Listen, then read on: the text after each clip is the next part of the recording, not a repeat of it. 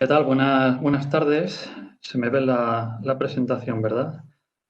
Pues para quien no me conozca, me llamo Daniel López Soria, soy ingeniero informático y llevo en Panel desde el 2006, ya 14, no, sí, 14 añitos ya.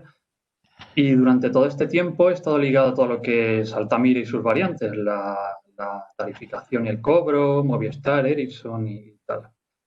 Y el tema este de los videojuegos me viene ya de antes. Ya empecé a diseñar pequeños juegos de chaval, tanto de tablero como de ordenador. Y de hecho mi proyecto fin de carrera versaba sobre inteligencia artificial táctica de grupo. Eh, Últimamente, vamos, los últimos 2 lustros, con la democratización de las herramientas de desarrollo de videojuegos y la herramienta Unity, que hablaremos después, pues fue lo que me llevó a iniciar en mi tiempo libre al principio varios proyectos de videojuegos bajo el nombre de Turnopía. El nombre es un compuesto puesto de turnos, de la mecánica de juego a mí que me gusta, de jugar por turnos, más utopía pues de sueño. Esto que fue una afición a la que dedicaba los fines de semana, pues se convirtió en algo serio el día que publiqué una demo de un juego que se llamaba Cuadriga. Esta es la carátula. A ver, como todos los juegos que a mí me gustan, Cuadriga es un juego por turnos histórico. Trata de carreras de cuadrigas en un circo romano. Si habéis visto Ben-Hur, pues de ahí viene mucho la inspiración. Y una vez tenía algo presentable, una carrera a la que echar vueltas, pues publiqué en mi página web, que es esta. Bueno, ahora tiene más contenido, pero al principio era esto básicamente, donde una versión inicial del juego, donde podías descargártelo y echar, pues eso, una carrerilla. Entre las reacciones, que fueron bastante positivas, pues entre la gente que lo probó y unos artículos de blog que le dieron algo de difusión, algo de repercusión, pues contactaron conmigo una editorial británica, que además es especialista en videojuegos de estrategia, que es Slytherin. Este es su logo y este es su web. Es que, claro, esta es la página de producto, porque también vende, aparte de en Steam, vende sus juegos online. Empezamos a colaborar, ¿no? Firmamos lo que se llama un acuerdo de publicación, que es un contrato donde se establecen unas condiciones de trabajo, un sistema de control de entregas, la confidencialidad y el reparto de beneficios, que nosotros pactamos un 50-50, que suele ser lo usual, a menos que el juego esté listo para publicar o te presten dinero. Pero digamos, el reparto 50% entre la editora y el desarrollador o la compañía suele ser lo habitual. Según empezamos a trabajar, me asignaron un productor, un producer, con el que periódicamente hablaba, contrastaba diversas ideas creativas que podían funcionar y buscábamos recursos para gráficos o recursos de publicidad. También me regalaron, que eso tuvieron el detalle, darme una licencia profesional del Unity, y contactaron un artista profesional que era además famoso por sus dibujos de caballos, y fue el que me hizo la portada esta tan estupenda. Y fuimos progresando. Yo iba cumpliendo hitos, entregando versiones para su prueba, y ellos me iban dando pues sus impresiones, sus sugerencias y posibles mejoras. Más adelante, un segundín.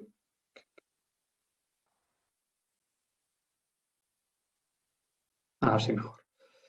Más adelante organizaron un beta testing privado con jugadores de los foros de Slytherin, que fue realmente productivo por la cantidad de los probadores, porque eran jugadores veteranos de estrategia, curtidos en los foros de la editora, que tras firmar un acuerdo de no difusión, lo que en inglés se conoce como NDA, pues lo probaron con bastante dedicación, a cambio simplemente de llevarse descuentos en el juego final. Y finalmente llegó el día, pues, que todos estamos satisfechos con el estado del juego, y entregué la versión Gold, para lo que se llama versión Gold, versión oro, para PC. Y mientras preparaban el lanzamiento me puse a adaptar las versiones para tablets, que salieron a los 2 meses. Lo cierto es que fue una relación, ha sido muy amistosa, salvo una discusión por fijar los precios del juego, Y entonces cuando salió, pues ya fue todo darle cobertura de parches y demás y ellos llevar todo el tramo de la publicidad, que también es un mundo en sí mismo. También, o sea, como curiosidad, me invitaban anualmente a su convención anual, que reunían a todos sus desarrolladores en un castillo de Italia, así, en plan muy lujoso, y nos reuníamos, nos daban conferencias, llevaban a gente del Pentágono incluso para que nos contaran batallitas y demás, y la verdad que nos trataban a cuerpo de rey.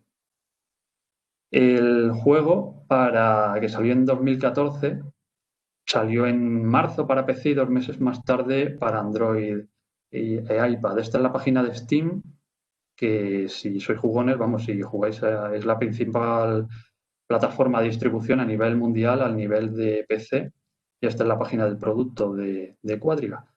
Como digo, es un juego de carreras donde pues, te tienes que comer la cabeza intentando anticipar los movimientos de tus oponentes y decidir la orden correcta en el momento concreto para ganar, ¿no? Tú llevas una cuadriga y le vas dando órdenes, por ejemplo, bueno,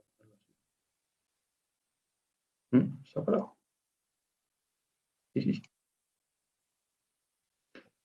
Entonces, pues le vas dando órdenes, vas eligiendo. Ah, que le he dado el pause.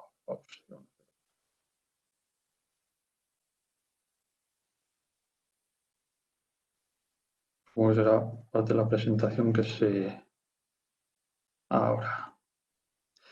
Entonces tú le vas dando órdenes, llevas una cuadriga y vas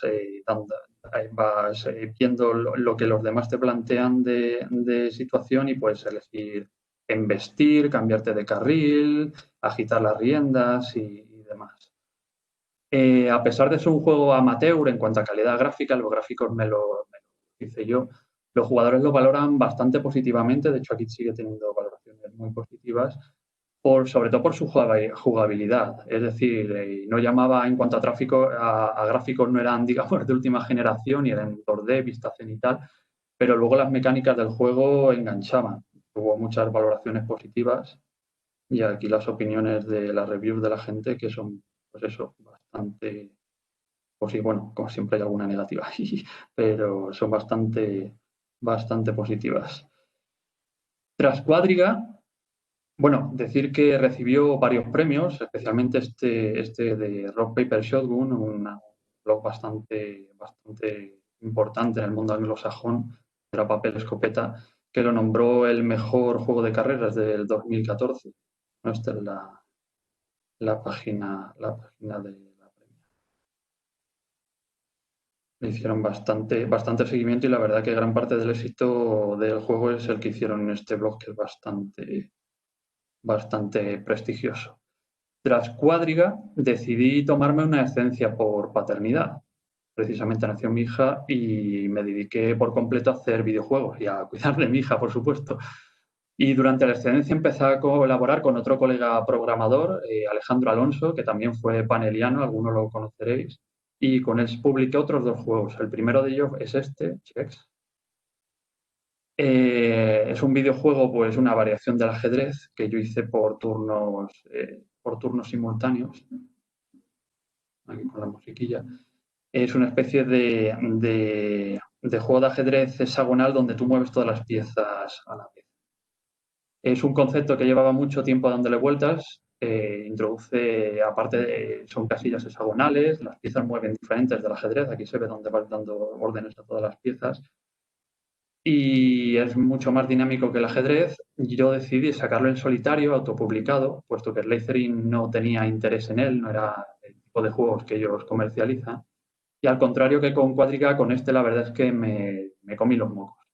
Apenas vendió un centenar de unidades, yo estoy muy orgulloso de él, pero apenas vendió un centenar de unidades.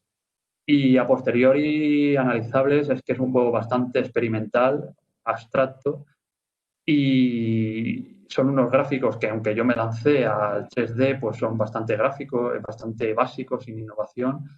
Y por supuesto, sin mi editora, pues yo no tengo ni el tiempo, ni los recursos, ni la dedicación de relaciones públicas necesarios para darle la difusión necesaria, el empujón que necesita, ¿no? Para posicionarse en el mercado. Finalmente, este fue un jueguecito que tenía yo hecho así en mente y después en menos de 6 meses o así. Y finalmente, durante la mayor parte de la experiencia, lo que trabajé es en el Mare Nostrum, tercer juego, que es un juego de batallas navales en la antigüedad. A ver qué.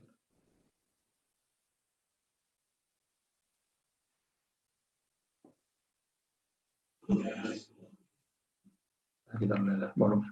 Este es mi proyecto más ambicioso. En él hice batallas en 3D, navales históricas de la antigüedad, la época grecorromana. Es un juego de estrategia donde comandas una flota completa y aquí ya me lié la manta a la cabeza modelando barcos y escenarios en 3D, usando Blender para modelar los barcos, si conocéis un poco el mundillo del modelaje en 3D. Y por ejemplo, el agua, pues con su transparencia, refracción, difracciones, solo el agua me llevó meses de diseñarla.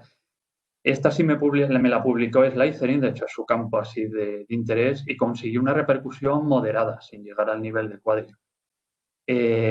Yo tenía mucha ambición, no fue tan exitoso como yo deseaba, y la verdad que a lo mejor el problema fue yo quise acabarlo antes de terminar la excedencia y tenía que haberle dedicado un poco más de tiempo.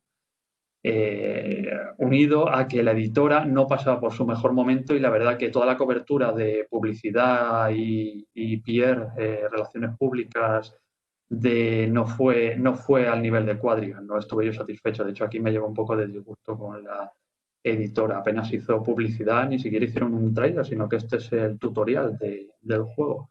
Pero bueno, lo bueno es que esto no queda aquí, sigo dándole vueltas y trabajando en mejoras tanto de este juego como de los futuros y yo creo que se puede conseguir mucho más.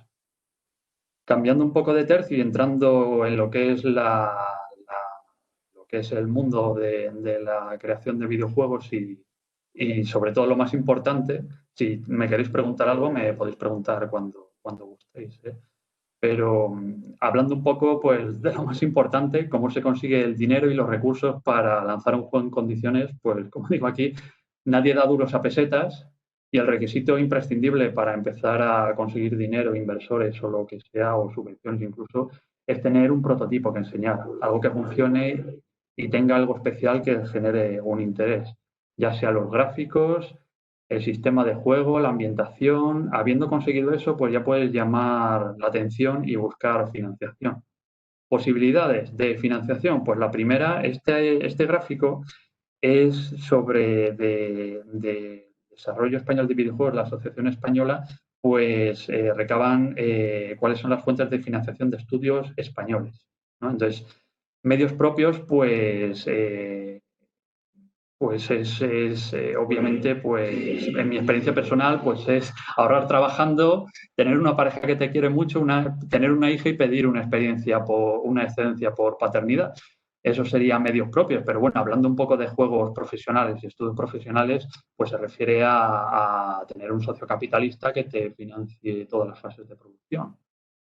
Autofinanciación es prácticamente lo mismo, pero cuando el dinero para financiarte lo consigues tú mismo de la venta del sector, de vender videojuegos previamente, ¿no? Es cuando ya tienes una compañía en funcionamiento. Mencionar, aparte de este gráfico, que una posibilidad inicial muy válida es la de presentarte a un premio, un concurso. Por ejemplo, yo me presenté a un premio de la Diputación de Cáceres de emprendimiento en el mundo rural, como yo vivo en un pueblo en Malpartida de Plasencia, en Cáceres, y esto soy yo ganando el segundo premio de la Diputación de Cáceres, aquí con la excelentísima presidenta de la Diputación, ¿no? Son unas cantidades modestas, pero bueno, la verdad que te dan una difusión y además son premios que son relativamente sencillos de ganar precisamente porque esto llama mucho la atención y suelen estar acostumbrados a concursos de casas rurales, reformas agrícolas, organización de excursiones turísticas y tal, y esto pues como que les llama la atención. Pero volviendo a las fuentes de financiación, en ausencia de fuentes de recursos propios, pues están, claro, los créditos, ayudas, subvenciones. He hecho aquí una recopilación. Por ejemplo, están los créditos ICO de toda la vida, ¿no? De empresas y emprendedores, que no son bancarios, pero son prácticamente el Estado quien te financia, que es como el modo más tradicional. Luego están las ayudas del Estado, ¿no? Que, por ejemplo, hace 2 años salió una convocatoria muy potente, tuvo mucha difusión, que era esta, sobre... No, esta no es. Hubo una convocatoria a nivel nacional muy potente. Esta es la versión europea. De la española no volvimos a saber, aparte de ese año que salió, que estuvo muy dotada de fondos, pero no ha vuelto a convocarse. Y esta es la versión europea, que de hecho la española fue un copy-paste de la europea, incluso en las cantidades de premios. Y esta sí que se convoca a nivel europeo todos los años y es muy interesante la convocatoria. Más opciones. La Comunidad de Madrid tiene una cosa muy similar, vamos, tan similar como que la convocatoria nacional y la de la Comunidad de Madrid es un copieteo total de la europea, lo que dice mucho del nivel de nuestros políticos y limitan a copiar la normativa europea. Pero bueno, esta afortunadamente la de la Comunidad de Madrid sí sale todos los años. Esta es la última, la del 2019. Y aquí están todos los requisitos y te puedes presentar y la verdad que está bastante bien dotada. No recuerdo ahora la cantidad, pero vale la pena. Otras posibilidades, bueno, que habla de Family, Friends and Fools, que es un poco recaudar entre tus conocidos, que es un poco despectivo, pero la verdad está prometiéndoles el retorno, posible retorno de la inversión, que cuando estás necesitado, pues todo recurso es bueno. Más opciones. Esta ha salido en los últimos tiempos, es el préstamo participativo ENISA, que se llama préstamo, pero es más una subvención y está muy bien, sobre todo si sois jóvenes, tenéis menos de 40 años, que no es mi caso, y ya te digo, es una subvención, o sea, no hay responsabilidad personal para devolverlo, con lo cual la gente lo usa mucho en plan tipo capital riesgo, ¿no? Para conseguir un poco de financiación más o menos seguro, siempre y cuando te la concedan. En cualquier caso, la financiación más común, digamos, a nivel profesional, es la que te ofrece un publisher, una editora. Cuando firmas un acuerdo, como firmé yo, pues yo no opté, pero se suele contemplar la posibilidad de financiación. Se pacta un montante, unas condiciones para el reintegro, que suele ser cubierto con los ingresos iniciales una vez se lance el juego. Con lo cual no ves un duro hasta que la financiación haya sido devuelta. También se puede repactar un retorno parcial para que te devuelvan algo de ingresos desde el principio, desde que empiezas a ingresar. Incluso para estudios más grandes, con gran prestigio y una marca importante donde el retorno de la inversión está asegurado, puede ser a fondo perdido. En cualquier caso, las financiaciones del publisher, del editorial, no se suelen dar completas, sino que está condicionado pues, a la entrega de los hitos del proyecto. Está el crowdfunding, que todo el mundo está muy, muy en boga. Todos conocemos las páginas de micromecenazgo, las de Kickstarter, Indiegogo, donde tú básicamente abres una página, hablas de tu proyecto y pides a tus futuros jugadores, tus futuros clientes, una aportación, ¿no? A esos futuros clientes potenciales lo que pasa es que hay que ofrecerle algo que les entre por los ojos, ¿no? Si abrimos, por ejemplo, yo aquí tengo enlazado una página de un juego que me gusta mucho, que es Battletech o Battletech para cuando, como yo lo llamaba de chaval, que era un juego de tablero que se sacó en ordenador. Y aquí podemos ver, pues, un poco gráficamente, son productos muy acabados. O sea, la gente imagina que aquí esto abre tu página y habla un poco de lo que quiere hacer, pero para conseguir aquí tienes que tener ya de entrada unos recursos gráficos sobresalientes y una campaña de publicidad muy seria desde el principio. No, las campañas se marca un periodo de tiempo. Este salió en 2017 y tú aquí puedes ir pagando, elegir las cantidades a pagar.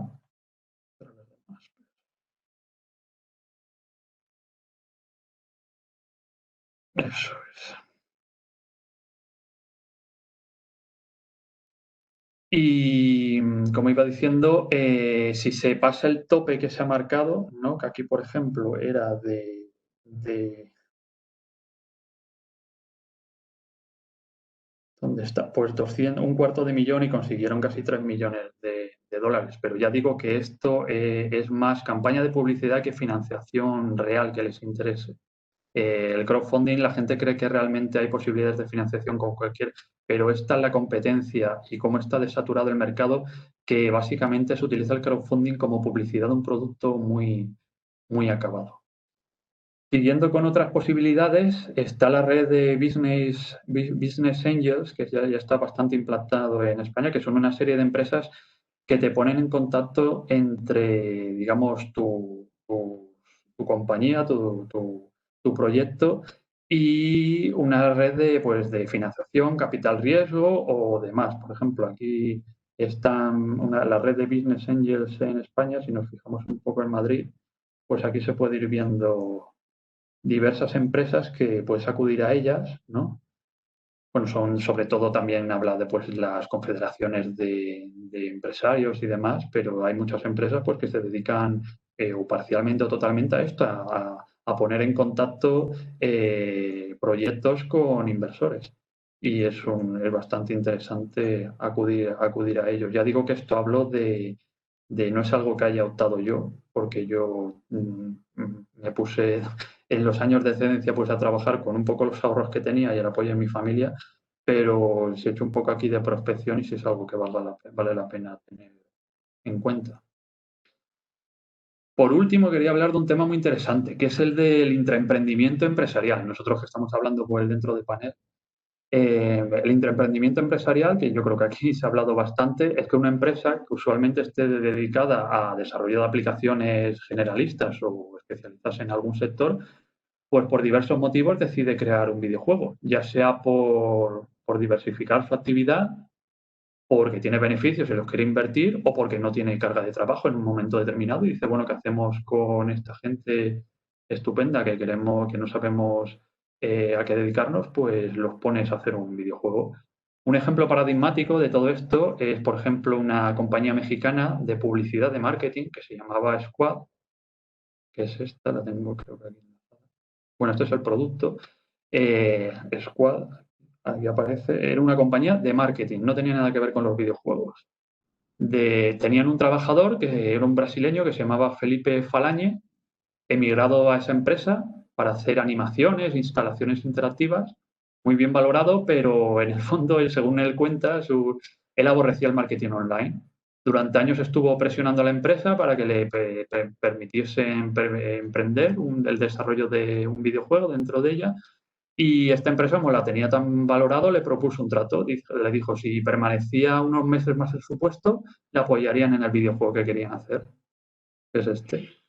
Les propuso crear este, que es Kerbal Space Program, que es un juego de un simulador de programas espaciales donde diseñas y lanzas naves espaciales.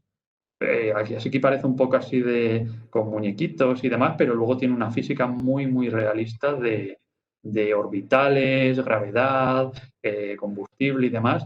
Y fue un bombazo hasta el punto de que la NASA vio que en sus oficinas su personal no paraba de jugarlo. Incluso colaboraron con ellos y demás. Y ha sido, ya te digo, ha tenido unos ingresos brutales y muy positivos hasta el punto que la empresa esta del marketing ha pasado a dedicarse al desarrollo de videojuegos. Entonces, el intraemprendimiento es una posibilidad pues bastante interesante que la verdad a mí me gustaría algún día intentar. Pasando un poco ahora al análisis de mercado, eh, la comercialización de videojuegos y un poco la situación del sector, tanto en España como global, pues en este gráfico lo que quiero reflejar es que el videojuego este es del 2018, pero ya en el 2018 ya está creciendo. A ver qué vale. Los videojuegos desde el 2018 o desde hace ya muchos años es el sector del entretenimiento más popular y el que más beneficios reporta dentro de la industria. Mucho más que la televisión, no digamos el cine y más ahora los pobrecillos. Y la música es feo decirlo así, pero con la pandemia que sufrimos, pues ha beneficiado mucho al sector. Teniendo en cuenta que todo el mundo está en casa, pues el ocio, digamos, casero se ha incrementado. Y ha habido un nivel de ventas y usuarios en estos meses sin precedentes. Por ejemplo, vemos esta noticia donde se muestra que tanto las ventas de software como de hardware en general han batido récords, superando campañas navideñas, ¿no? Muy positivo, no solo de hardware, ya digo, no solo de software, incluso Acer, por ejemplo, dice que ha vendido 40% más en los meses de marzo que en años pasados. Lenovo, Dell, Apple, todo está para arriba, ¿no? Y aquí lo que decimos, pues eso, la gente está en casa, quiere sacar más partido a su tiempo de ocio y cada vez hay más gente que le da los videojuegos. Otro ejemplo, pues Steam, la plataforma que mostraba todos estos juegos para PC antes, pues alcanzó en marzo y hace poco la ha vuelto a superar los 20 millones de jugadores simultáneos, concurrentes, jugando a la vez. Entonces, haciendo un poco el análisis del sector actual, tengo aquí un gráfico que es del mercado está hasta el 2020, creo que era, sobre un poco por sectores, por dispositivos, ¿no? Desde 1970, por ejemplo, aquí se ve el auge de las máquinas recreativas, que es lo que se ve en negro. En gris se ven las consolas. En gris clarito se ven las consolas de mano tipo Game Boy. Aquí, por ejemplo, se ve el auge del Game Boy de los años 2000 y tal. El PC, los juegos para móviles, que en los últimos años, por lo menos hasta 2018, ha tenido un crecimiento exponencial, y de realidad virtual, ¿no? Como digo, pues los móviles han tenido una explosión. Luego hablaremos un poco más en detalle. El mercado de las consolas está bastante estancado porque ahora va a aparecer la quinta generación que está a las puertas, ahora en Navidad será la PlayStation 5 y demás. Aunque yo personalmente no soy consolero y yo no creo que vayan a ganar más cuota de mercado de la que tienen actualmente. Y también hay que tener en cuenta que entre consolas y PC pues no hay diferencias muy relevantes, ni en precio, ni en prestaciones, ni en facilidad de uso, ni en modelo de negocio. Y apenas hay venta física y todo es descarga digital. Así que en realidad, y programar para consolas es programar para PC, la arquitectura es la misma. O sea que tampoco es que haya un mundo diferenciado, aparte de que en consolas utilicen mandos diferentes, porque bueno, en PC los puedes enchufar y funcionan igual. O sea que es un mercado bastante unificado, por lo menos desde el punto de vista del desarrollo. Sobre la realidad virtual, y esto puede ser un poco polémico, pero en mi opinión, yo la realidad virtual, aunque ha pegado un avance en los últimos años, pero en mi opinión sigue siendo un nicho de mercado. La gente juega por novedad y para probarlo más que otras cosas. Hay de todo allá en este mundo, pero en mi opinión es más para probarlo y se cansa mucho, porque es que llevar una cosa en la cabeza con tanta parafernalia, pues soportar 6 horas jugando, por ejemplo, es duro. Y yo creo que un poco la tendencia actual es igual que las televisores 3D de hace unos años. Creo que seguirá siendo marginal mientras el jugador tenga, ya digo, ponerse algo pesado y luego unos costes bastante altos. Hay otras opciones, por ejemplo, la realidad aumentada del Pokémon Go, de los móviles y demás, que sí está teniendo más éxito, pero precisamente por eso, cuando en un dispositivo donde tú no te tengas que puedas ver algo en 3D sin ponerte algo molesto en la cabeza, yo creo que es cuando la realidad virtual realmente explotará. Finalmente, el mundo del PC, que aquí se ve en rosita sepia, pues el mundo sigue siendo tan estable como siempre. Su parte del pastel, aunque parezca estático debido a eso, a la brutalidad de mercado que se ha comido uno de los móviles, pues sus beneficios siempre crecen. Aquí abajo he puesto un gráfico de Steam también, donde se ve el número de juegos al año que han superado los $10.000 de ingresos, ¿no? Se va viendo el incremento. Este punto en 2013, que precisamente yo saqué el juego de Quadriga, lo saqué en 2014, fue cuando Steam decidió pasar de controlar a los publishers, a las editoras, que tenían restringido el acceso a editoras pues las que ellas querían, a abrir el mercado y controlar solo cada juego que se iba publicando, y fue cuando pegó aquí la explosión de juegos publicados. Y luego otra ventaja que tiene el mundo del PC es que es un mercado abierto. No hay monopolios, hay múltiples plataformas digitales a las que tú puedes elegir, aunque Steam sea un monopolio, o sea, un estándar de facto, pues le ha salido mucha competencia, Epic, la tienda de Microsoft, e incluso cada publisher, como enseñaba el mío, pues tiene su web. Entonces, publicar es muy fácil una vez tienes el producto, no es como otros sitios que son mucho más monopolísticos. Si ahora nos centramos en los juegos de los móviles, pues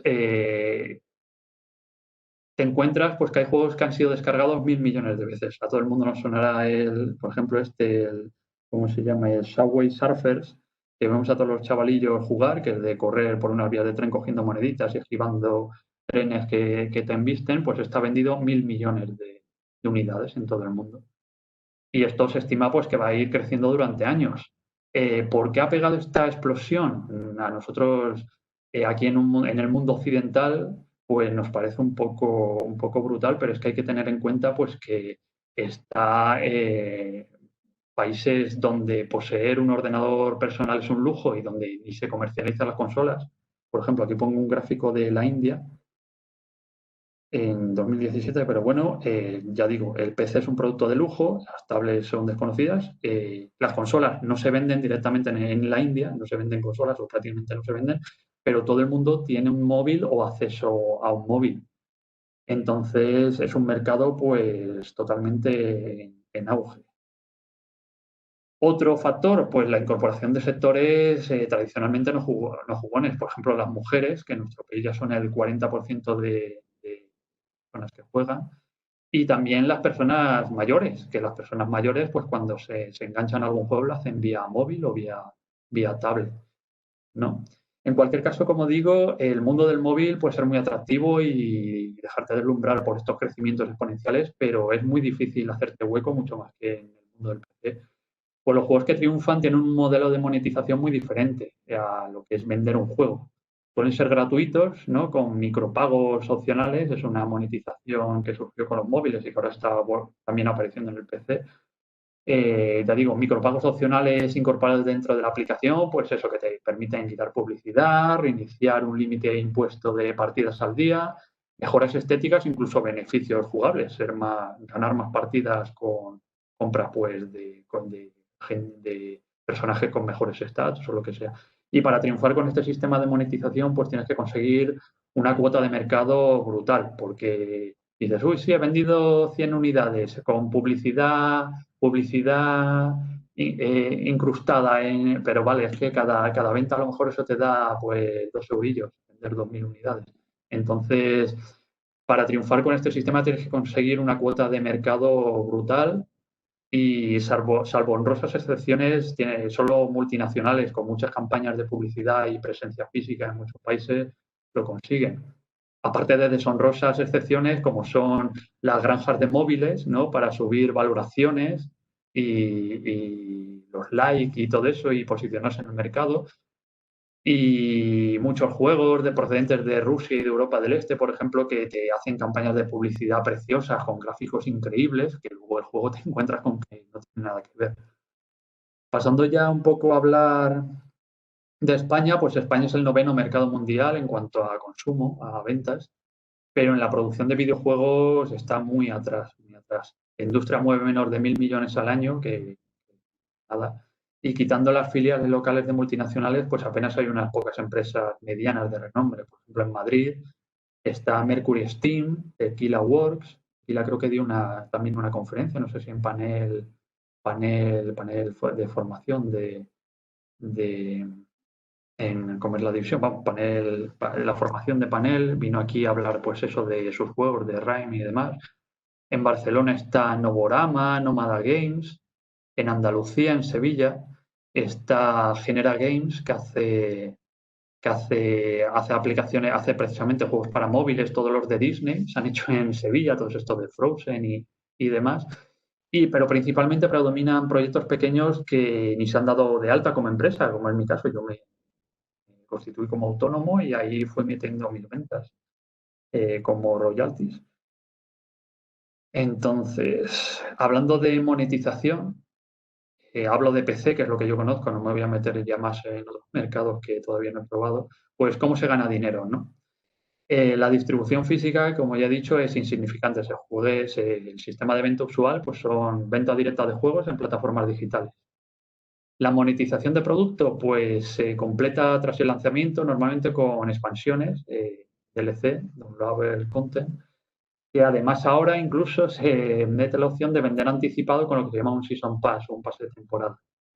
Con estos sistemas han abusado bastante, pues muchos juegos te daban prácticamente una carcasa de lanzamiento y luego se iba completando con el tiempo a base de carga. Yo la verdad que me gusta entregar un juego completo, a lo mejor luego hago alguna corrección y tal, pero a mí me gusta, soy bastante tradicional en ese aspecto. Cambios que se han ido produciendo, pues como comentábamos, pues debido a la tremenda competencia entre medios y saturación de mercado, pues el ciclo de vida del precio es cada vez más rápido. Hay juegos que en meses del lanzamiento ofrecen descuentos muy elevados, incluso si los compras antes de lanzar, te hacen rebajas. Y siempre hay ofertas estacionales al mes que ya te rebajan incluso a la mitad de precio los juegos. Lo que muestran lo impaciente que es la gente y lo mucho que le gusta estar la última, lo que en inglés conocen como hype. La gente lo que quiere es estar jugando a lo que todo el mundo juega en ese momento y ya digo, con esperarte un mesecito te puedes comprar cualquier cosa a mitad de precio.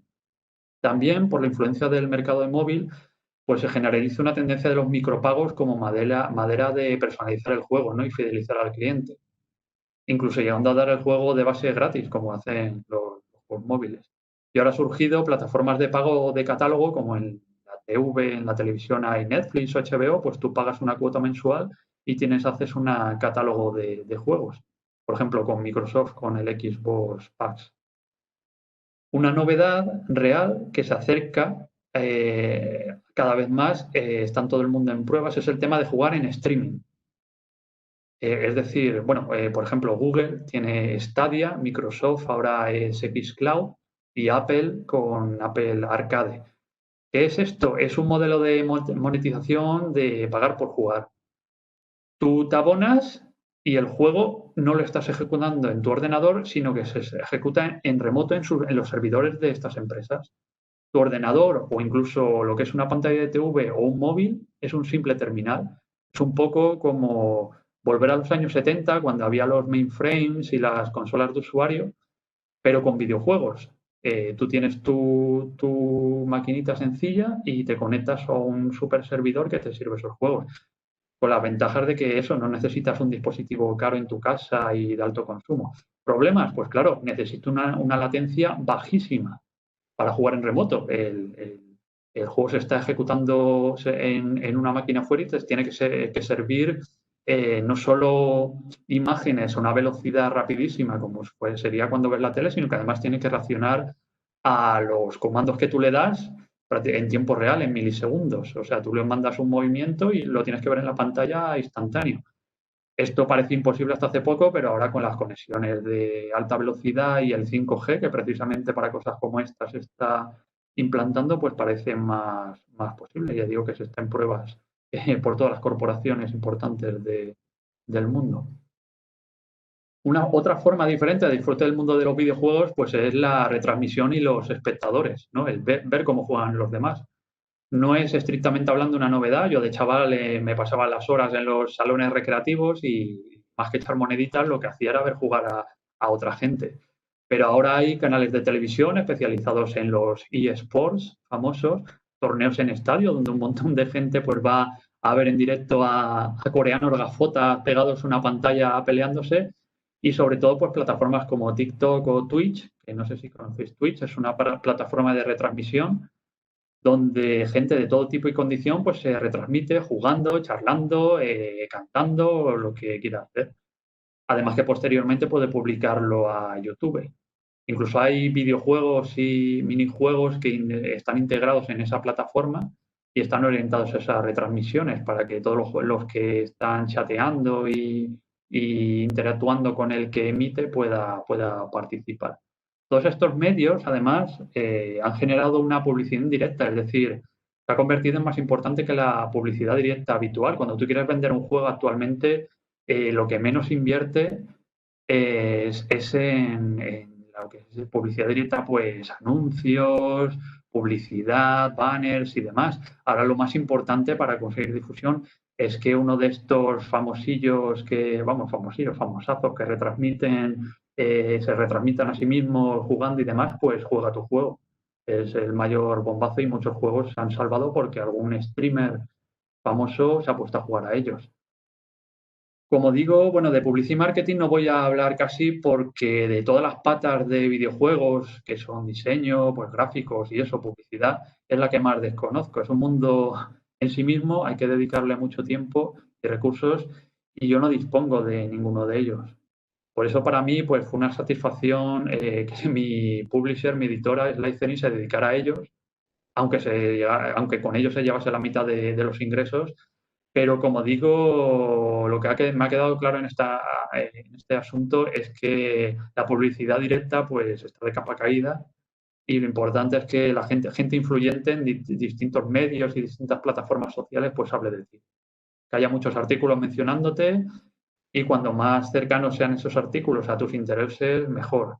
De hecho, por ejemplo, Slytherin, mi editora, posee wargame.com, que es una página especializada en juegos de estrategia y la posee Slytherin, que es un poco, pues un poco, pero es como funciona este mundo. ¿Qué más? Ya entrando a hablar de Unity, que es de lo que al principio venía yo a hablar de mi libro, pero bueno, eh, me centro un poco también en lo que es el análisis del mercado. Unity, aquí vemos un gráfico que son las herramientas utilizadas por los compañías de videojuegos de creación españolas, los desarrolladores, donde se ve que Unity arrasa. Prácticamente un estándar de facto. Unreal también se aplica. ¿Qué es lo que tiene Unity? Unity es un motor de videojuego, es una plataforma de desarrollo para entornos gráficos, ¿no? Nació cuando un grupo de desarrolladores de videojuegos querían hacer un juego de carreras de coches, y empezaron a aglutinar herramientas y recursos para facilitar el desarrollo. Esto fue creciendo y creciendo hasta que el proyecto de un videojuego concreto pasa a segundo plano y el aglomerado este que tenían de utilidades lo ordenaron, lo ampliaron y lo normalizaron para diversas plataformas y lenguajes, fueron iterando y llega hasta que llegaron a comercializar la plataforma que conocemos hoy en día. Unity es multidisciplinar, no solo se utiliza para juegos, por ejemplo, está la página web de Unity, ¿no? Entonces aquí vemos que no solo se ofrece para juegos, la mitad del mercado mundial se hace con Unity, pero por ejemplo hay soluciones para todo tipo hay cosas, por ejemplo, para diseño industrial, de automoción, para películas, muchas películas ahora se están utilizando y para efectos especiales y demás, para arquitectura, por ejemplo, para visualizar que ahora se lleva mucho en realidad virtual, pues cómo te quedará tu casa o soluciones arquitectónicas o historias de ingeniería, para todo tipo de publicidad, demás. Por ejemplo, si nos metemos aquí en automoción, pues muchas compañías de automoción utilizan Unity pues un poco para ver resultados finales, lo que antes se hacía de modelado de coches en arcilla y demás, ¿no? Ahí está pues Audi, Toyota y demás. Entonces se ha convertido en una herramienta bastante general, pero lo bueno es que sigue conservando su simplicidad de uso. Es multiplataforma, ¿no? ¿Qué quiere decir esto? Pues esta es la documentación de Unity, por ejemplo, y aquí puedes ver pues para qué se puede sacar. ¿Qué iba a decir aquí? Pues hay versiones, ¿no? Para todo tipo perdón, que no he abierto aquí. Hay versiones pues para todo tipo de plataformas. Empezó para PC, ¿no? Pues compilar para Mac y Linux es de manera transparente. Tú desarrollas una vez y luego sacas las compilaciones, aunque por supuesto, si haces algo para móviles o algo para televisores o lo que sea, pues tienes que tener en cuenta la interfaz. Ese es el trabajo que tienes que hacer. No tienes que concentrarte en temas arquitectónicos o demás. Una vez ya tienes un juego, puedes centrarte en lo que es la interfaz. Eh, que luego puedes, por ejemplo, pues enchufarle un móvil o tablet al PC donde estás desarrollando, darle al play y ver cómo se ejecuta en tiempo real en Android, en iOS, una tablet, en un teléfono y ver la ejecución en el momento. Como digo, creas un juego para PC, lo migras rápidamente a Linux y Mac y realizando los formatos, pues lo pasas a móviles. Y eso es tanto en creación como en producto final. ¿Más ventajas de Unity? Pues es gratuito. Mientras ganes menos de $100.000 con tus juegos, puedes seguir usando la versión gratuita. Aquí está, por ejemplo, los planes. Ahora, como igual que ha hecho el Photoshop y otros programas, antes tú te comprabas la licencia Pro, que es la que tengo, y ahora lo que es un modelo de suscripción por año, ¿no? Pero lo bueno que tiene esto es que, como digo, la personal, que es gratuita mientras no hagas pues ya te digo, más de $100.000 al año, el potencial que ofrece la versión actual gratuita te permite hacer un juego de muy alto rendimiento con todo lo que te guste, todas las sombras, todos los efectos de ultimísima generación gráficos y todas las virguerías que se te ocurra con agua animada, por ejemplo, que eso no lo tenía yo hasta que me pillé la versión Pro del 2017.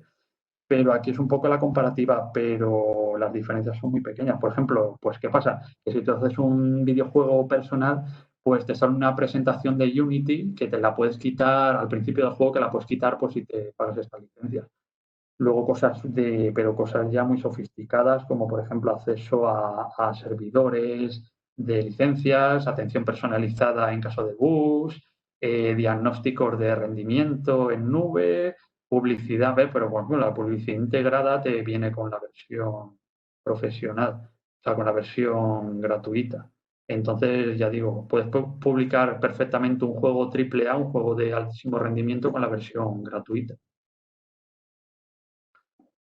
Más cosas. Tiene la Asset Store, que es una tienda de Unity, una tienda online, donde todo tipo de programadores y artistas, desde profesionales a gente amateur, pues publican todo tipo de cosas, desde efectos de partículas, gráficos, scripts, todo tipo de extensiones de programación y demás, ¿no? Entonces, ¿qué tiene de bueno el Asset Store? Pues que yo estoy programando y necesito un recurso determinado en mi, por ejemplo, hace poco busqué, pues para probar, por ejemplo, quiero meter un gatito, ¿no? Un gatito en 3D en mi juego. Pues busco gato, le digo, quiero un gato en 3D, ¿no? Y aquí tengo todo tipo de ofertas, todo tipo de precios y puedo decir, por ejemplo, quiero, mira, un gato bonito, ¿no? Y entonces te metes aquí, puedes ver el producto y puedes ver cómo está hecho, pues con sus animaciones, sus renderizaciones. Este no sé si tiene, incluso puedes ver, este es que no tiene vídeo, pero por ejemplo te puedes meter a mirar, por ejemplo, este tiene un poco de mejor pinta, bueno, que eso está muy valorado. Pero tienes aquí un producto y puedes ver si se adapta a lo que tú quieres, porque hay, por ejemplo, este tiene un porrón de polígonos, si quieres hacer un juego más sencillito, pues te viene, ves aquí sus animaciones, tumbándose, eh, olisqueando, levantando la colita y tal, pues esto directamente te lo bajas desde el juego, se queda integrado en tu juego y es arrastrar y soltar y ya lo tienes. Luego tienes que curarte, pues, que quieres que salte en qué momento, sincronizarlo con diversos elementos, pero son cosas que te facilitan mucho la vida y te lo ponen, pues la verdad, muy fácil. Eh, Hablando de alternativas, está Unreal. Unreal es una herramienta muy parecida. Aquí vemos la página web, muy parecida en la actualidad. Digamos que yo apenas le he tocado, porque yo ya me metí en Unity y esto es un mundo en sí mismo, como para ponerte a tocar varias plataformas. Pero el camino que llegó Unreal sacó al principio era una cosa bastante sofisticada, pensar para juegos de alto rendimiento y era difícil aprender, pero fue simplificando y en la interfaz y fue integrando cosillas y actualmente, pues ya te digo, tiene una facilidad de uso que por lo que yo he oído o he visto es bastante parecido a Unity. Unity ha hecho el camino contrario. Era muy sencillito al principio y se ha ido sofisticando y metiendo materiales y historietas de alta gama a posteriori. Unreal, por ejemplo, en cine se utiliza todavía más. Si habéis visto, por ejemplo, pues de Disney, todas las últimas del Rey León, de imagen real, o si habéis visto de Mandalorian, pues para hacer básicamente las películas y las series estas se utiliza este motor que ha sustituido a lo que son las cromas verdes, lo de la proyección, por lo que es lo que llaman ahora un tanque. Bueno, es que es un mundo, me podría pasar hablando, pero está revolucionando el mundo del cine porque, digamos, hacen una retroproyección de las escenas en tiempo real detrás de los actores integrados. Entonces, están rodando directamente sin postproducción la escena en tiempo real, con lo cual no pierden tiempo y pueden repetir tomas, los actores le hablan a cosas de verdad, no a pantallas verdes. Entonces, vamos, es un mundo que si miráis, sobre todo cómo se ha hecho el de Mandalorian, es impresionante. Aquí hay otras alternativas, algunas de ellas gratuito, de código abierto y demás, pero ya digo, este es un mundo, suelen ser cosas muy limitadas, a 2D, a plataformas específicas, y hay que tener en cuenta, pues eso, que construir un motor gráfico de este tipo funcional, multiplataforma, hoy en día, yo creo que es de las cosas más complejas que hay en el mundo. Y encima, los existentes, aunque sean privados, te permiten crear juegos fácil y de manera gratuita, pues es normal que otras alternativas no tengan mucha repercusión, porque es que el Unity es fácil entrarle. Luego, así eso le echamos un vistacillo. No me contáis nada, ¿no? Espero que me estéis oyendo. que, que no le está hablando a las nubes. Seguimos bien y Vale, fantástico. vale. Va todo fenomenal. Vale. Bueno, luego si eso hablamos al final. Esto me hice yo aquí una lista de hablando cómo se trabaja, ¿no? Pensando en cómo trabajamos, pues, en Panel, en nuestra empresa o en general en este sector y las diferencias un poco entre el mundo de los videojuegos y la parte y lo que hacemos nosotros aquí en Panel. Un poco los perfiles, los parecidos, diferencias con el modo de trabajo normal. Sobre todo la diferencia fundamental pues es que los videojuegos son productos artísticos. La parte gráfica es fundamental. Se trabaja con entornos gráficos y se programa sobre objetos gráficos, ¿no? Por ejemplo, yo aquí tengo el Unity, voy a abrirlo, que lo tengo por aquí abierto. El Unity no está pensado para la pantalla de un portátil, como veis, está todo aquí apegotonado. Esto luego cuento un poco, está la pantalla donde se ve el juego, aquí donde se ve la escena, ¿no? Pero estos son objetos gráficos. Si lo ejecuto, este es Quadriga y esta es la presentación de Quadriga. Entonces, si la ejecuto, ¿no? Pues me salta lo que es la pantalla de inicio del juego, ¿no? Aquí se ve la Quadriga corriendo, mis logos y demás, ¿no? Con su musiquita, no sé si se escucha. Si yo lo paro, puede en un momento determinado parar la ejecución y aquí tengo pues mi escena en el momento que le he parado, completamente... Uy, estoy rotando, no. He perdido el vicio, he perdido el toque. No, aparte que aquí para portátil, esto para acá, eso. Pues si voy para acá, aquí se ve dónde estaba mi cuadro corriendo, ¿no? Y todos son objetos gráficos. Yo puedo aquí seleccionar mi cuadriga, ¿no? Que esto, bueno, no es un objeto gráfico, para ponerlo más grandecito, son muchos objetos gráficos. Por ejemplo, esta es la cuadriga que habéis visto corriendo, pues aquí tengo la cabeza del cuadriga, un objeto gráfico. El auriga, el que corre, bueno, la camiseta del auriga, que según la facción es otro objeto gráfico. El cuerpo es otro objeto gráfico con las riendas.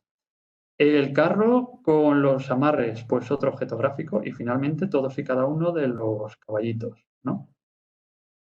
Todo eso compuesto, pues es un objeto gráfico. Cada objeto gráfico puede tener un script asociado, ¿no? Entonces, si selecciono esto, pues vemos que tiene una serie de cosas asociadas, incluyendo un script.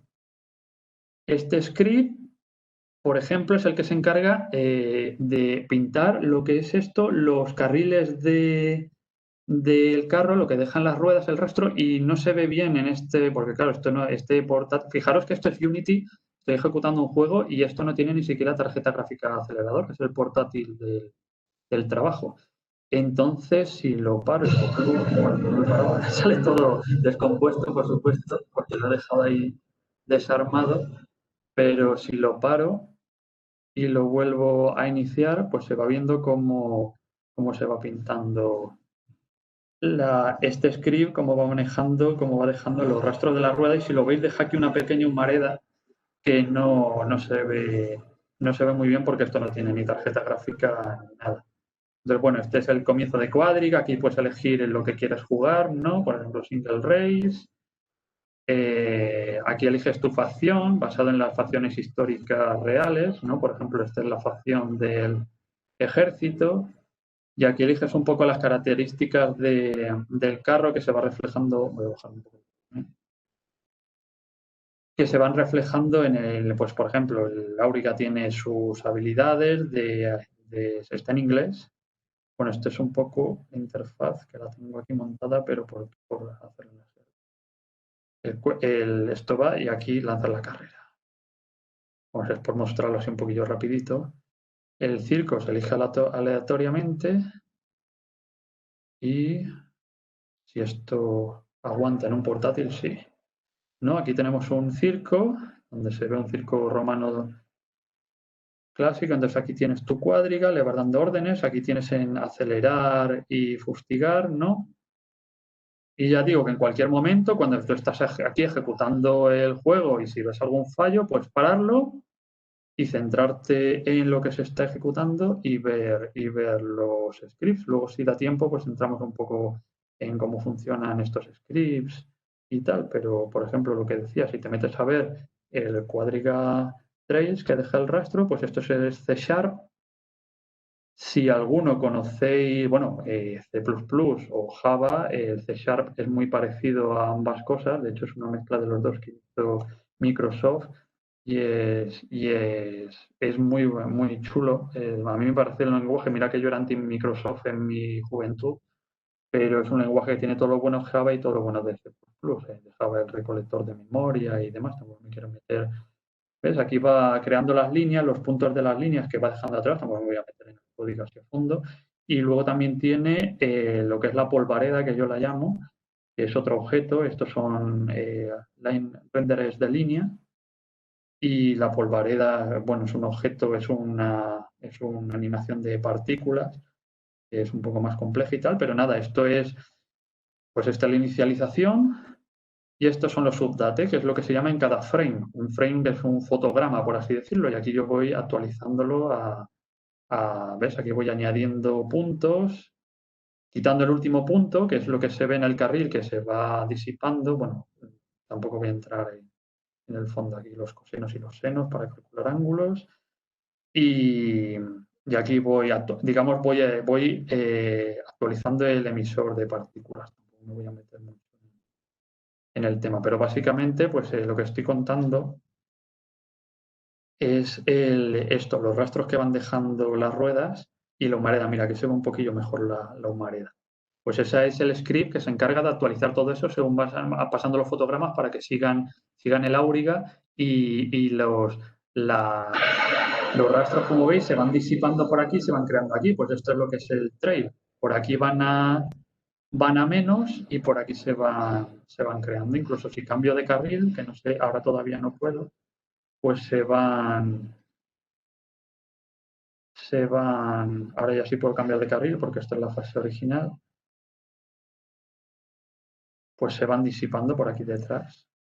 Ahora, por ejemplo, pues me cambio de carril, pues el trail va cambiando conmigo, aunque es una maniobra mala porque me acabo de chocar con el auto de delante.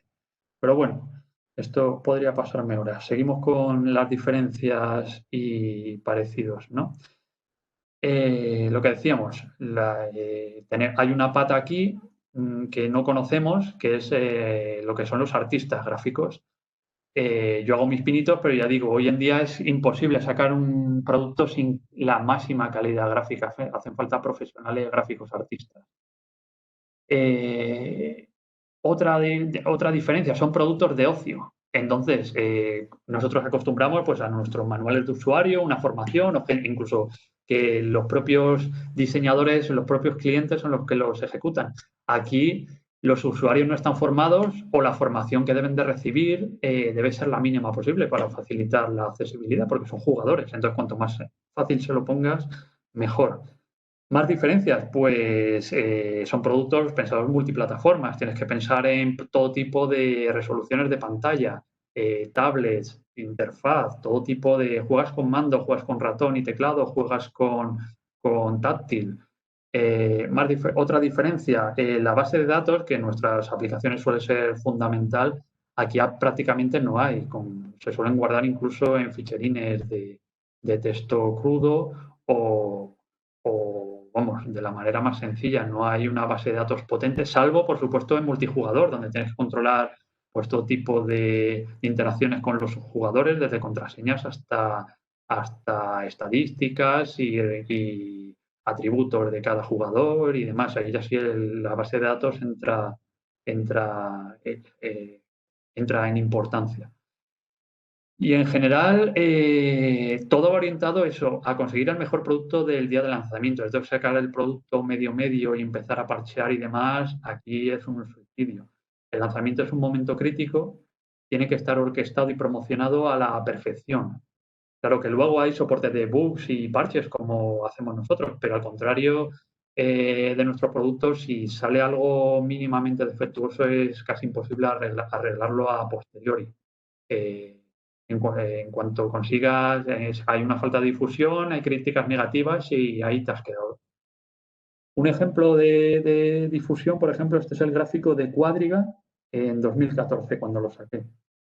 Son las unidades vendidas por meses, enero, febrero, marzo, lo saqué en marzo, con lo cual aquí es donde comienza. Aquí se ve, por ejemplo, en celeste es la venta física, que no llega ni a un centenar de unidades, es prácticamente minúsculo.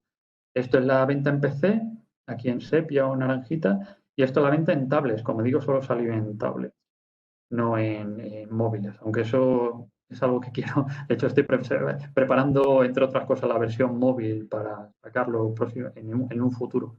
No sé si cercano o lejano. Entonces, ¿qué podemos ver aquí? Pues este es el lanzamiento.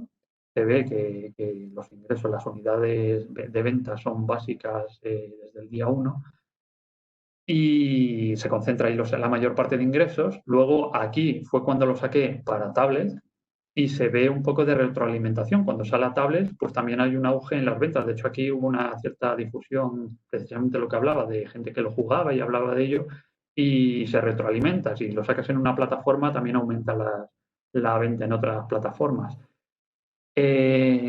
A partir de entonces, pues mira, Navidades siempre hay un repunte, pero siempre hay picos debido pues, a promociones del juego, descuentos estacionales, como digo, Navidad, Black Friday famoso, menciones en medios, pues que y sobre todo que se te ponga a jugar un youtuber famoso o similar, eso es un repunte en las ventas y promociones de fiesta de la primavera, no sé qué, o de la propia empresa que lance descuentos de todos sus productos. Pero lo principal es sacar un producto terminado el día 1, el día 0.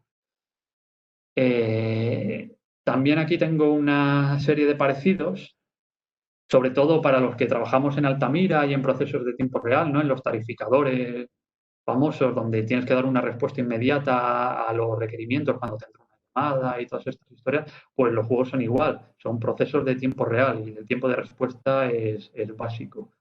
No tiene que tener retardo y luego, sobre todo en multijugador, hay que sincronizar jugadores. Hablaba de los lenguajes, pues digo, C Sharp, otros se trabaja también con C++ directamente habiendo trabajado en C++ o Java, pues pasarte a programar videojuegos es relativamente sencillo. Y luego el desarrollo, pues es como cualquier otro proyecto de desarrollo de software. Tienen ciclos de vida, pues de meses a años, y se usa el mismo prototipado y todas estas historias de prototipo ágil que ahora está tan de moda, o el tradicional en cascada y tal, pues esto es lo mismo. O la construcción de prototipo recursiva, pues son métodos pues como son universales en todo lo que es la construcción de software. ¿Qué más? Bueno, un poco ya de conclusiones, ¿no? Hablando un poco del futuro que me planteo de esto de los videojuegos, pues quitando el intraemprendimiento que pueda surgir en alguna opción y seguir un poco también este tema de Unity, yo también quería proponer pues la realización dentro de panel de un curso o alguna cosa así para si hay gente interesada y demás. Pero yo personalmente, no sé si en un futuro cercano o lejano, con una excedencia o cuando me jubile, yo ya tengo aquí el come-come de hacer videojuegos, ya descansado, aunque haya estado unos añitos de vuelta en panel. Y no sé si dentro de poco o mucho, cuando me jubile, pero yo quiero seguir haciendo juegos. Y le sigo dedicando ya el escaso tiempo libre del que dispongo, que básicamente unas horitas los fines de semana actualmente. Pero unas cosas que quiero remarcar de mi experiencia, sobre todo, pues estas frasecillas, Concordia res parvae crescum, que quiere decir las cosas pequeñas florecen en la concordia, o dicho de otro modo, la unión hace la fuerza. Pues eso, lo que remarcaba, hay que concentrar el máximo posible de recursos y buscar todas las posibilidades de colaboración pues para sacar algo competitivo que triunfe en un mundo, pues que es un mundo global, tú le vendes a todo el mundo, pero también está medio mundo haciendo videojuegos, con lo cual ya la competencia es salvaje. Yo tuve mi editora que me llevó la comercialización y publicidad y se notó. Y como me ha quedado claro en el futuro, necesito artistas gráficos punteros, aparte de más gente programando y todo lo que hace falta. Por suerte es más fácil encontrar, por lo que parece, es más fácil encontrar artistas gráficos que programadores. Y la otra frase, 90% of everything is crap, el 90%, el 90% del todo es basura o es mierda, vulgarmente hablando. Esto lo dijo Theodore Sturgeon en los años 50, que es un escritor de ciencia ficción, y estaba hablando un poco del mundo literario de la ciencia ficción, donde eran pues las revistas pulp de la época, donde salían siempre pues esos robots de hojalata y seres reptilianos raptando chicas con ropa ligera y demás. Pero bueno, creo que esa frase se puede aplicar y ha subido en este mundo bastante. Tenemos un mundo pues que es ultra complejo, muy competitivo. Por ejemplo, tenemos el 90% de científicos se estima que ahora mismo está vivo investigando de todos los que han vivido en la historia y no son capaces ni de unificar las teorías de la física, ni crear una batería eficiente o ahora en nuestros tiempos pues de sacar una vacuna del COVID, ¿no? Y esto me lleva un poco a hacer, ya para concluir, un poco un alegato contra el emprendimiento moderno, como se entiende actualmente. Es decir, tenemos un mundo de grandes corporaciones con centenares de personas que están haciendo hasta las tareas más nimias de estudios de mercado, presupuestos astronómicos, contactos de alto nivel, y luego se te dice que seas proactivo, resiliente, que es una frase, una palabra muy de moda, que tengas visión de conjunto, que estés motivado, que tengas iniciativa, confianza, paciencia. Todas esas actitudes, pues en este mundo en general, pues se dan por supuestas. Y lo importante es tener una idea original, mucha ilusión y muchas ganas por hacerla. Entonces, esto de vamos a crear innovación, creemos que el mercado demanda esto, pues sinceramente, al final, ¿pero qué vas a hacer, no? Dices, pues voy a crear un juego de pegar tiros multijugador online o un juego de saltar plataformas para el móvil. Pues esto está muy visto. Y ya digo, medio mundo está haciéndolo. Entonces, no sé, a mí esto del emprendimiento moderno, donde se piensa primero sobre todo en los resultados y no se dedica tiempo suficiente a lo que es la idea, pues se empieza a hablar de proyectar el éxito, visualizar el futuro, pues a mí esto me parece una ilusión inútil, ¿no? Un poco humo de su imaginario, lo que en el mundo anglosajón le llaman wishful thinking.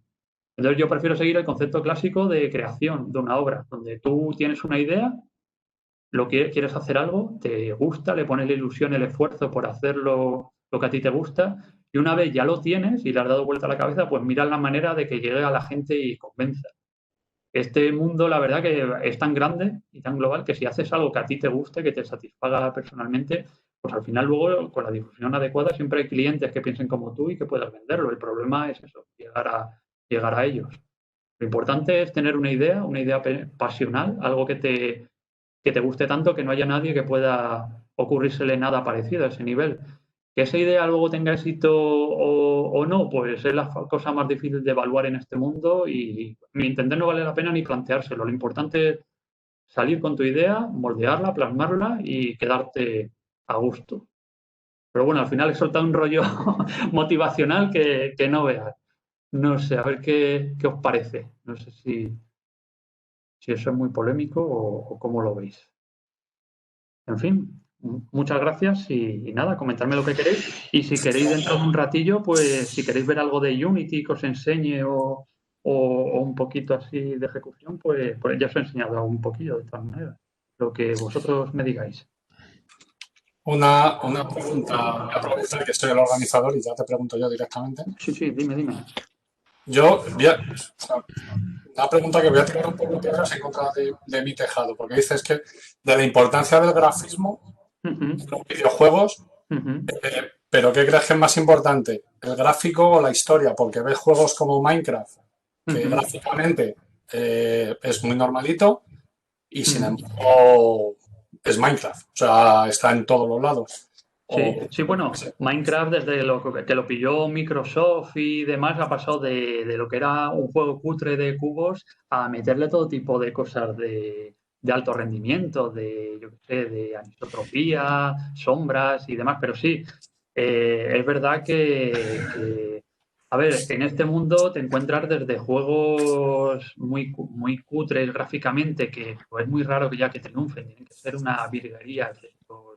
Esto es un mundo que entra todo por los ojos, entonces de ahí viene el interés por la parte... Más que, si es más importante, evidentemente que entre por los ojos va a ser importante hasta cierto nivel, pero es más importante un grafismo para consolas de quinta generación o tirar a un grafismo más bajo y que sea súper conectable y que se conecte todo el mundo y que pueda jugar todo el mundo desde todos los dispositivos. Sí, eso depende mucho del producto, de la plataforma y de tu cliente potencial. Pero lo que sí es cierto es que independientemente del nivel de grafismo que hagas, incluso si quieres crear juegos en 2D muy básico para móviles, le tienes que dedicar un tiempo y tienes que tener unos artistas de mucha calidad, incluso para juegos 2D muy simples, que al final todo está muy currado y hasta el gráfico más simple está realmente curradísimo. Es verdad que luego los juegos en 3D pues llevan equipos elefantiásicos de cientos de personas detrás haciendo sus historias. Por hasta el juego más simple, si quieres tener repercusión, tienes que darle un acabado muy bueno y para eso necesitas artistas pues que por muy simple, por gráficos muy poliédricos o muy, por ejemplo, de estos estos japoneses, ¿cómo se llaman? Los kaiwu, que son así, pues son los muñequitos achuchables y abrazables. Detrás hay mucho, de los juegos que triunfan de ese tipo, detrás hay mucho diseño y un equipo grande y muchas correcciones y le han dado muchas vueltas, no es una cosa sencilla. Entonces, incluso al nivel más básico de juegos de sencillos de gráficos, hay mucho trabajo detrás y yo la pata del aspecto gráfico yo le doy la misma importancia que la programación. Y menoscabo que es que hay un mundo de juegos. Hay juegos que los gráficos lo son todo, porque básicamente es pillar una estructura, una plataforma que ya está hecha. Por ejemplo, lo de saltos de plataformas, pues es que el tutorial de Unity básico ya para aprender a manejar Unity es un juego de plataformas y ya te viene implementado pues todo lo que son saltos de plataformas y te vas a la tienda de Unity y te puedes bajar juegos medio hechos de plataformas donde te lo dan todo hecho y lo único que tienes que hacer es un poco el diseño gráfico, poner tu idea, darle un argumento de una invasión extraterrestre, no sé qué, te dan los gráficos al respecto, los montas y ya tienes tu juego hecho. Y hay muchos juegos que salen así y que a base de currarse la parte gráfico triunfan. Y hay otros juegos pues que la parte gráfica es más sencillota y luego le dan muchas vueltas a lo que es digamos, un poco a lo que yo me dedico, intentan ofrecer una jugabilidad o un modo de juego que no se parezca a nada y a nada o no esté inspirado, porque la tendencia en nuestros días, ya digo, es vamos a hacer algo como esto, pero con un toque de no sé qué, ¿no? Y así, claro, es muy fácil, sobre todo con esto de las tiendas, que te bajas un juego medio hecho, lo tocas por 2 sitios y lo sacas. Pero lo que realmente triunfa es lo original. Son las dos patas. Tienes que ser original, tienes que ser algo diferente, algo que llame la atención, y la otra pata gráficamente muy atractivo. Que pongas más peso en uno y otro lado, pues lo mejor es poner el máximo peso en todas partes, pero si cojeas de un lado, pues pones más en lo otro, claro. Vale. Javier, creo que tienes una pregunta por ahí. Sí, hola. Hola, Daniel, estoy flipando, me está encantando. Bueno, además, le has dado un 360 completo a la cosa, has empezado por un lado, has terminado en el contrario. Y aquí... Tengo que decir, me ha costado enlatarlo así en media hora. Bueno, en media hora, no sé cuánto. Llevo ya, que va, si llevo 1 hora y pico. Pero nos tienes aquí entregados con todo el framework este de Unity espatarrado, o sea que muy bien y me ha encantado. Y ya digo que aquí en portátil es difícil encajarlo todo, porque además yo tengo, pues eso, esto está pensado para tener una pantalla acá grande o varias pantallas y irlo distribuyendo. Pero bueno, luego si eso os cuento un poco el layout y demás. Hay una parte que me ha encantado, que es cuando comparabas un proyecto de los nuestros del día a día, de los que tenemos en panel, a lo que es tu vivencia en el desarrollo de videojuegos. Dices que hay que salir el primer día y hay que salir en perfecto estado de revista. ¿El proceso de calidad es igual o es similar al que tú estás viviendo o ves que se desarrolla en los proyectos tradicionales? ¿Hay algo especial que se hace en los juegos, aparte de dárselo a beta tester, que te hacen el trabajo de vivirlo? Bueno, para empezar, las pruebas son gráficas, ¿no? Aquí estamos acostumbrados pues a las trazas o a los breakpoints, que aquí también se pueden poner breakpoints, claramente. Pero, digamos, es un entorno gráfico y lo que estás acostumbrado a ver, lo ves, es decir, un bug visto en unas trazas, pues sí, empieza a ver error en letras mayúsculas, pero aquí un bug es básicamente un petardazo gráfico donde se te queda todo patinando, se te queda todo congelado o se te empiezan a ir las unidades y las cosas para todos los lados. Entonces, digamos, lo que es la depuración es mucho más espectacular y a veces hasta te partes de risa. Yo he llegado a partirme de risa. Otras veces he llegado a tirarlo todo por los suelos de la frustración, pero es más, visualmente es más interesante. Y luego lo que es el proceso de depuración y de testing y demás, pues digamos hay más intercambio, por lo menos entre publisher y entre editora y el desarrollador, pues digamos hay más intercambio de versiones, ¿no? Porque esto hay que ir un poco más día a día viendo los incrementos y las mejoras. Hay un poco más porque digamos aquí en nuestro día a día pues se nos entregan unos requisitos a cumplir, una fecha de entrega y ahí te las compongas, ¿no? Aunque ahora ya con esto de las metodologías ágiles pues hay reuniones semanales y tal, pues digamos que eso es más usual en el desarrollo de videojuegos y es mucho más coral, ya te digo, hay muchos más actores. Tienes el desarrollador, estás tú, el desarrollador, ¿no? Está el cliente es lo que queda más difuminado, porque el cliente que es, primero el cliente eso es tu publisher, tu editora. Luego, cuando pasas al beta testing, tus clientes son los beta testers, los jugadores. Y luego tu cliente final, por supuesto, son los jugadores. Pero digamos que es mucho más coral y tiene más fases, es más largo el beta testing, digamos. Tiene muchas más fases, vas pasando por muchos más pasos.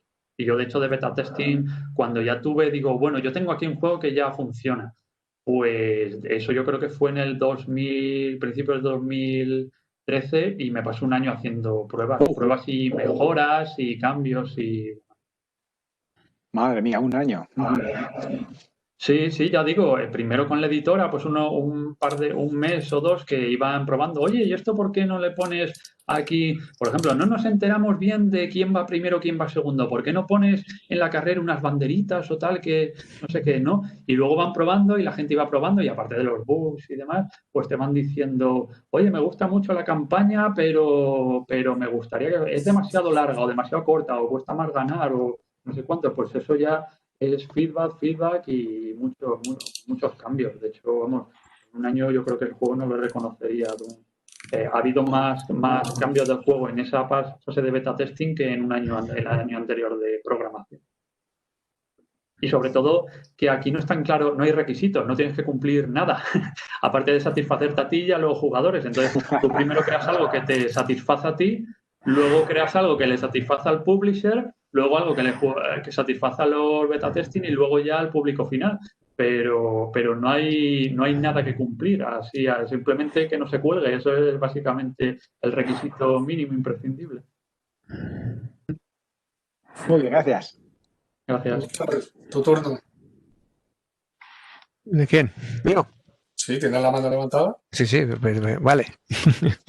Muy bueno, gracias, Daniel. Me ha parecido que está un buen recorrido de todo lo que los palillos, ¿no?, que hay que tocar. Por preguntarte algo, no extenderme demasiado, después de la experiencia que has tenido con Quadriga, Mare Nostrum y Chess, ¿no? ¿Qué equipo diseñarías o qué equipo montarías y en qué plazo crees que ese equipo podría ser capaz de empezar esos ciclos de pruebas que estás comentando, ¿no? O sea, ¿con qué tamaño de equipo crees que se podría plantear uno el decir, bueno, pues con 2, 3 o 15 personas necesito yo para el poder... desarrollo de videojuegos? Sí, eso es. Pues yo creo, a ver, yo ya me planteo hacer juegos y no AAA, AA por lo menos, ¿sabes? Un juego que ya se posicione en el mercado y digamos, tenga una repercusión, pueda combatir, mirar de tú a juegos importantes con mucha difusión. Entonces, para eso y para el tipo de juegos que a mí me gustan, juegos de estrategia o juegos de, pues como el que he enseñado de Quadriga o demás, yo creo que el mínimo, pues desarrolladores, sinceramente, por lo menos para empezar, con 2 o 3 serían suficientes. Pero ya digo, en una empresa como la nuestra, por ejemplo, la pata que nos falta son artistas gráficos. Y artistas gráficos yo creo que hace falta por lo menos el mismo número de artistas gráficos que de desarrolladores. Por ejemplo, para el tipo de juegos que quiero hacer, si quisiera hacer un juego 2D, por ejemplo, ahora estoy pensando hacer Quadriga para móviles, ¿no? Que tampoco va a tener muchos cambios. Porque luego, si funciona ese videojuego para móviles, quería dar el salto de nuevo a PC, hacer Quadriga 2, pero ya hacer un juego en 3D con los estadios recreados de manera muy realista, estadios romanos reales, creados en 3D con elementos arquitectónicos históricos, ¿no? Por ejemplo, el Circo Máximo romano, pues como tenía la grada imperial y todos estos elementos arquitectónicos, pues para hacer un juego, por ejemplo, como ese que querría hacer yo de Quadriga en 3D, con los aurigas, las carrozas viendo cómo se empujan y se embisten, hechos modelados en 3D y tal, pues mínimo haría falta un artista 3D para hacer los circos, otro artista 3D, un animador para hacer todos los movimientos de los aurigas, las cuadrigas. Los aurigas son los pilotos, digamos, de las cuadrigas. Para hacer, pues eso, todas las transiciones, un animador y otro artista, por ejemplo, de interfaz, de usuario, para hacer los menús, los mapas. Entonces, por ejemplo, si quisiera hacer un proyecto como ese, harían falta mínimo 3 desarrolladores, 3 artistas gráficos y ya no hablemos de la rama de publicidad, que como digo, te pillas una editora, le das un buen porcentaje de tu juego y se encarga de la parte de publicidad, que aún así tú también tienes que hacer publicidad, es decir, te hacen entrevistas, pues hacen un show de tu juego donde la gente juega, pues está bien conectarte y decir, está aquí el desarrollador del juego y le vas comentando lo que hacen y demás. O sea, por mucho que sea un mundo ajeno a ti, también tienes que participar en el mundo de la publicidad. Así que, digamos, si quitamos la parte de la publicidad, yo creo que para empezar a desarrollar un juego con las aspiraciones que yo tengo, mínimo 6, 7 personas sería un equipo bastante válido. O sea que en términos panel, un proyecto serio. Sí, en términos panel, un proyecto de gran envergadura, sí. Sí, porque suele ser, la composición habitual suele ser, pues eso, 2, 3 personas. Bueno, yo he llegado, por ejemplo, en el Order Care, pues sí, llegamos a ser 7 u 8, pero sí, es una cosa así. Sí. Bueno, Pedro, espero que estés tomando nota, artista gráfico, ¿eh? Has salido ahí varias veces. Sí, nos hace falta. Eduardo, querías preguntar algo, ¿verdad? Hola, muy buenas, ¿qué tal? A ver, quito esto. Hola, buenas. ¿Qué tal? No nos conocemos. Encantado, me ha gustado mucho lo que has contado. Comparto Gracias. pasión, con juegos de estrategia, todos los que he comentado de Slytherin, etcétera, tengo juegos de todos los tipos. Conoces Slytherin, ¿no? Todos los que han mencionado tengo libros, juegos, la página de Wargames, sí. O sea que por eso cuando incluso me quería apuntar y comentar contigo. Tengo en mente ahí varios pues ya juegos. hablaremos y si eso echamos alguna partidilla. Sí. Hay plataformas de juegos de estos además para poder jugar de estrategia en remoto por turnos, muy curioso. ¿Tendrás ya el Quadriga, Eduardo? No, el Quadriga no, ese no lo conocía. Sí, Ay. A ver si me queda alguna key porque hay que ver todavía, A ver si eso os pasa alguna key, creo que no sé si me queda alguna por ahí, ¿sabes? Porque a los desarrolladores nos dan las claves de Steam por si queremos difundirlo entre la gente. Entonces, lo que ve que hace 2 años que no sé si las agoté o me queda alguna por ahí. Yo estoy suscrito a Steam, o sea, si me llega por el aviso lo puedo ver, está bien. O sea, que también vale, pues le echaré un vistacillo. La plataforma. Sí, yo hay dos líneas de preguntas que quería comentar contigo. Por un lado, pienso en el tema de juegos, a mí me llama mucho la atención de siempre. Pienso en juegos como Angry Birds, Clash of Clans y Brawl Stars, que son como superestrellas de la gente de Supercell. Y lo ves y dices, jo, pero esto realmente no está claro siquiera si lleva un motor de verdad 3D por detrás. Y la cosa es, realmente hace falta, porque ahora diseñar un juego, pensar en 3D es más complejo que pensar en 2D, con jueguecitos de animación, de gráficos como tiene Supercell en esos 3, que han sido como pelotazos enormes, ¿no? Entonces, por un lado, por eso digo, ¿crees realmente que no se pueden poner títulos tan buenos, con una imagen tan bonita y atractiva en el modo como el 3D? Porque es verdad que pensar en 3D es muy llamativo.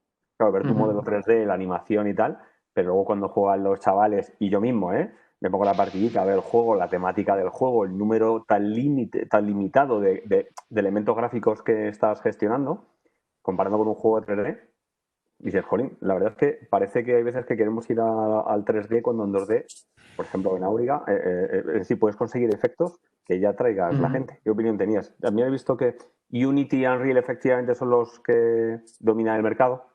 Hay otras opciones, GameDot, todas estas que por ahí. La cosa está en Unity y Unreal apoyan o soportan de una manera más o menos fácil el 2D, porque sí que parece que han hecho algo, pero... Sí, absolutamente. De hecho, si estás viendo mi pantalla, ves aquí que tienes un botoncito de 2D. No sé si lo...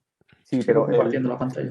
Claro, pero en expresión he utilizado Unity. Es que Unity está hecho para el 2D también. O sea, tiene toda una sección y toda una serie de desarrollos. De hecho, ahora sí, por ejemplo, si buscamos aquí mismo Unity 2D, está integrado. De hecho, creo que el Clash of Clans está hecho con Unity, ¿no? Entonces, Unity tiene todo un sector, una división que está hecho para 2D. Entonces tiene su propio, pues eso, mapas de soporte para sprites, ¿no? Para los sprites animados, lo que es las imágenes que se van moviendo. Tiene mapas de gráficos, porque lo que más gasta en los juegos y en los móviles, pues es cuando tú haces un mapa, pues claro, todo el graficazo del mapa, aunque sea 2D, pues son texturas muy grandes y todo eso tiene historietas. De hecho, ¿ves? Todo tipo aquí de modular. Vamos, de hecho hay tutoriales de Unity que te permiten aprender 2D. Si tú estás interesado en juegos 2D, te enseña aprender en 2D directamente sin tener que preocuparte de todo lo demás. Yo es que Quadriga, esto salió en el 2017 y yo Quadriga lo desarrollé usando herramientas en 3D, ¿no? Entonces, por ejemplo, si tú ejecutas esto... Sí, es que hace tiempo Unity, si querías hacer 2D, tenías que tirar realmente de la parte de 3D, ¿no? Por eso te decía... Claro, hasta el 2017. Entonces, claro, hasta hace poco, por eso te preguntaba, ¿cómo lo ves lo de 2D con estos? Porque... Claro, esto es una vista cenital, ¿no? Y tengo la cámara puesta en cenital, pero yo, por ejemplo, si le cambio a isométrico, ¿cómo se hacía esto de isométrico? No, aquí. Ay, que lo bloquea. No, lo que he hecho es bloquearlo. Así, esto es isométrico. Y de repente hago así y digo, anda, pues ya ahora tengo el circo en 3D, que es un 2D totalmente planísimo, pues lo tengo todo hecho plano. Pero si ahora, por ejemplo, empezás a hacer una cuadriga en 2D, ¿ves? Además aquí se nota mucho porque está puesto en distintos niveles de altura y se ve, ves que está la cabecita arriba, no sé si lo ves, es que es muy pequeñito, pero se está viendo la cabecita arriba, No, así un poquillo, claro, no es 3D, es un poquillo más, pero tiene los distintos niveles. Entonces, como digo, esto lo hice en 2D, en 3D, aunque fuera todo en 2D. De hecho, aquí me ocurren los sprites. Por ejemplo, si ves este gráfico, el caballo, pues si te vas a dónde están los gráficos, ¿cómo se mira aquí?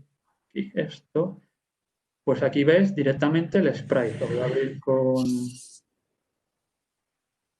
el Explorer. Aquí tengo todas las animaciones, ¿no? Entonces, por ejemplo, el caballo, bueno, había puesto el caballo champán, por ejemplo, que es el color champán. Pues si lo abres, te ves aquí todos los sprites de su movimiento, ¿no? Entonces esto va cargando. Yo tengo un script, ya te digo, esto lo hice antes del mundo de 2D y tengo aquí en este objeto, en el del caballo, tengo un script, animación, que me lo ocurrió yo mismo, vamos, está bastante donde se ve cómo carga los sprites, ¿no? Esta es la inicialización, pero vamos, este es el update que va ya aquí voy cogiendo los frames por segundo con el tiempo que ha pasado, ¿no? Y cargo del grafiquillo este que os he enseñado, ¿no? Está cuadriculado y cargo en cada momento, en cada frame, pues estos son 17, pues le hago un módulo 17 y cargo este. Sí, las ciclas del gráfico refollet y así, que es el mecanismo. Se va viendo como el caballito se va moviendo. Todo esto que yo hice a mano ahora está totalmente integrado en Unity, es decir, tú le metes el gráfico y le dices, cuando haces el mapa, que además te hace unos mapas muy chulos que te ocupan muy poquísima memoria para optimizar la memoria que ocupa sobre todo para móviles, y dice, oye, esto es un sprite, está puesto en vertical y hay 17 sprites de caballitos. Y te dice, vale, pues lo cojo como sprite tal, y directamente le das al play, lo arrastras y ya cuando le das al play, pues ya te sale el caballito corriendo, no te tienes que currar, lo que me ocurre yo.